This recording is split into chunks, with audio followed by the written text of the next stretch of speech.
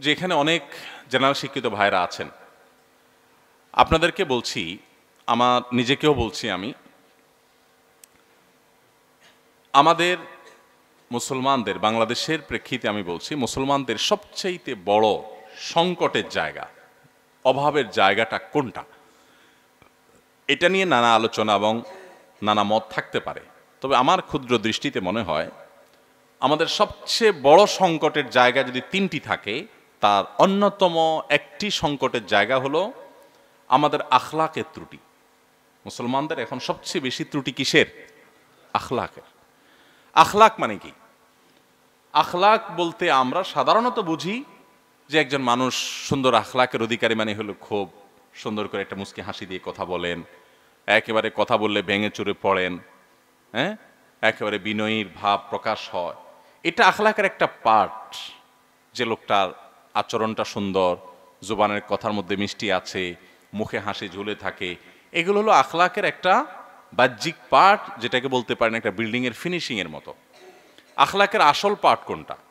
আসল পার্ট হলো যে আল মুসলিমু মান সালিম আল মুসলিমুনা মিন লিসানিহি ওয়া ইয়াদিহি, এই হাদিসের মিসদাক হওয়া, এই হাদিসের বাস্তব উদাহরণ হওয়া, যে মুসলমান সে যার হাত আর মুখ দ্বারা অন্য কেউ কষ্ট পাবে না। এটাকে একেবারে সরল বাংলায় যদি আমি বলতে চাই, তো আমি বলতে পারি যে আখলাকি মুসলমান হতে হলে আপনাকে একজন সলিড নির্ভেজাল ভালো মানুষ হতে হবে। এই নির্ভেজাল সলিড ভালো মানুষ হওয়ার জন্য আপনাকে অনেকগুলো কাজ করতে হবে। আমরা সে জায়গায় যাচ্ছি।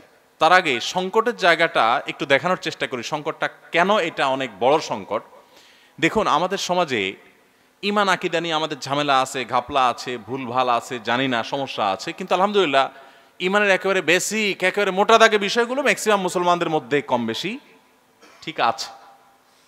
ইবাদতের কথা যদি বলেন, তো ইবাদত গুজারের সংখ্যা অনেক কম, ৫ ওয়াক্ত নামাজ পড়নেওয়ালা মানুষের সংখ্যা অনেক কম সমাজে। অবশ্যই সেখানে অনেক ঘাটতি আছে, কিন্তু কিছুটা আছে।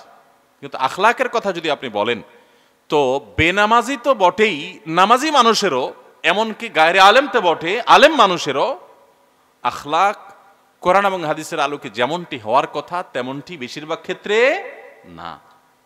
সংকটটা এই জন্যই বলেছি অনেক বেশি পরিমাণে, অনেক বেশি মানুষ এই আখলাকহীনতার রোগের রোগী। অথচ নবী সাল্লাল্লাহু আলাইহি ওয়াসাল্লাম বলেছেন, মা মিন শাইইন ইউদাউ ফিল মিজানি ইয়াউমাল কিয়ামাতি আথকালু মিন হুসনিল খুলুক, তিরমিজির হাদিস। কিয়ামতের ময়দানে মিজানের পাল্লায় বান্দার নেক আমলের চাইতে ওয়েটফুল, ভারী আর কোনো আমল থাকবে না। ভাইরা আমার, এই আখলাকের জন্য আমাদেরকে স্ট্রাগল করতে হবে, নিজের বিরুদ্ধে নিজের সংগ্রাম করতে হবে, আত্মশাসন করতে হবে এবং নিজের বিরুদ্ধে নিজের অপারেশন চালাতে হবে যে আমার আখলাক কেন খারাপ। এই আখলাকের সাথে বান্দার হকের সম্পূর্ণ কানেকশন। বান্দার হকের বিষয়টা আপনারা জানেন, মুসনাদ আহমদের একটা হাদিস আছে, নবী সাল্লাল্লাহু আলাইহি ওয়াসাল্লাম বলেছেন, আদ-দাওয়াবিনু ইনদাল্লাহি সালাসা, আল্লাহর কাছে কিয়ামতের দিন 3 রকমের মামলা উঠবে। এর ভিতরে এক ধরনের মামলা হলো আল্লাহবাদী, আল্লাহর হক তাওহীদ সংক্রান্ত মামলা। তাওহীদে ঘাপলা আছে, শিরক করত, কুফর করত, তাহলে এই মামলা বিনা বিচারে জাহান্নাম, বিনা শুনানিতে জাহান্নাম, এবং কোনো তওবার সুযোগ দেওয়ার তো প্রশ্নই ওঠে না। আর ক্ষমা আল্লাহ তাআলা করবেন, আল্লাহ জানিয়েছেন। আরেকটা মামলা হলো আল্লাহর হক সংশ্লিষ্ট মামলা, নামাজের ত্রুটি আছে, রোজার ত্রুটি আছে, এগুলো অনেক বড় বিষয়, কিন্তু আল্লাহ চাইলে এগুলো বান্দাকে মাফ করতে পারেন, এই অপশন আল্লাহ হাতে রাখছেন। আর আরেকটা হলো বান্দাবাদী মামলা, মানে বান্দার হক নষ্ট করেছেন, এই মামলার বিচার আল্লাহ তাআলা করতে গিয়ে শাস্তি ছাড়া বিকল্প কোনো পথ আল্লাহ রাখেন নাই। হ্যাঁ, কোনো ব্যক্তি যদি ছোটখাটো কিছু হয়ে গেছে, আল্লাহকে আবার এত সন্তুষ্ট করে ফেলেছেন, কোন কোন হাদিস থেকে বোঝা যায় ওই ব্যক্তির তরফ থেকে আল্লাহ পাওনাদারকে সন্তুষ্ট করে এই ব্যক্তিকে দায়মুক্ত করে জান্নাত দিবেন। কিন্তু সচরাচর যারা বান্দার হক অবলীলায় নষ্ট করেছেন, তারা কিন্তু এই জায়গাটা যেতে পারবেন না, অর্থাৎ ক্ষমা পাবেন না। ভাইরা আমার, আমাদের সমাজে দোকানদার দোকানদারি করে, অনেক সময় দেখা যায় মাথায় টুপি আছে, মুখে দাঁড়িয়ে আছে, তিনি দোকানদার হিসাবে কাস্টমারকে ফাঁকি ঝুঁকি দেয়, আছে না নাই?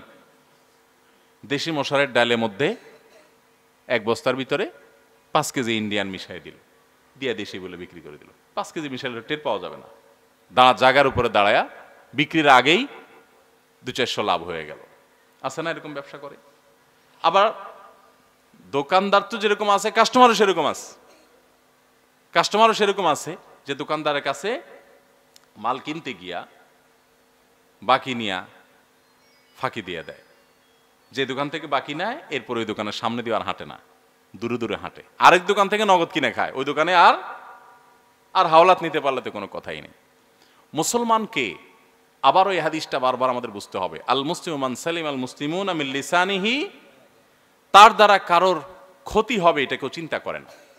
নবী সাল্লাল্লাহু আলাইহি ওয়াসাল্লামের একটা হাদিস আছে, ভালো মানুষকে, এটার উপর আমি একটা সার্চ করেছি যে ভালো মানুষ সম্পর্কে হাদিসে নবী সাল্লাল্লাহু আলাইহি ওয়াসাল্লাম কি ধারণা দিয়েছেন।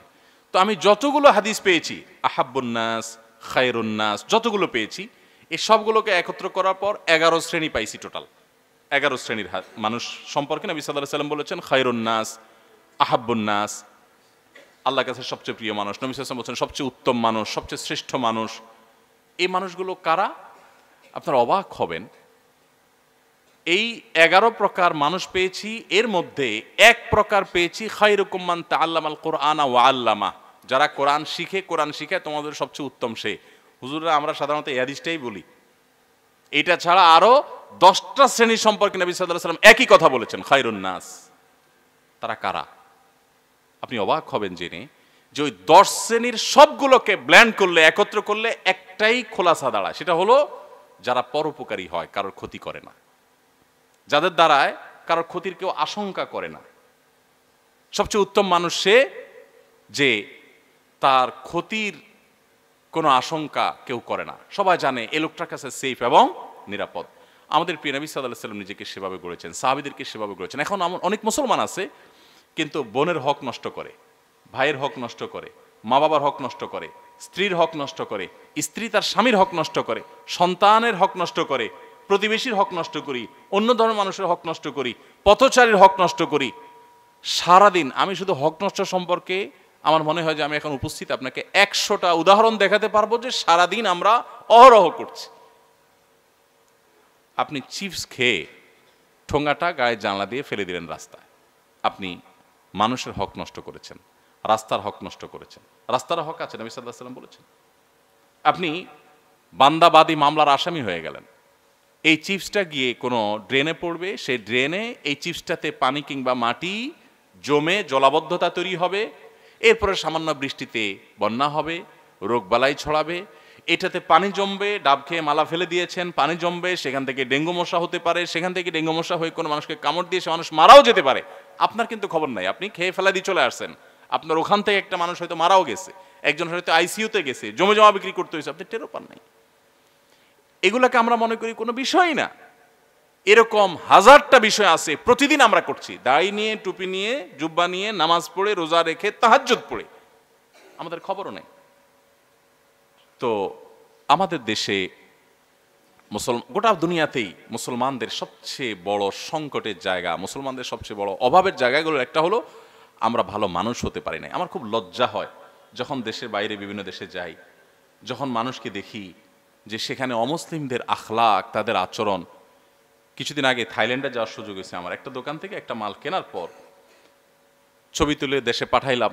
এই মালটা আমার এক আত্মীয় অর্ডার করছেন, তো ওনাকে বললাম এটা কিনা, উনি বললেন দুইটা দেখাইছি, বলো যে মনে হয় ওইটা আরো ভালো হবে, ওইটাও নিয়ে আসেন আরেকটা।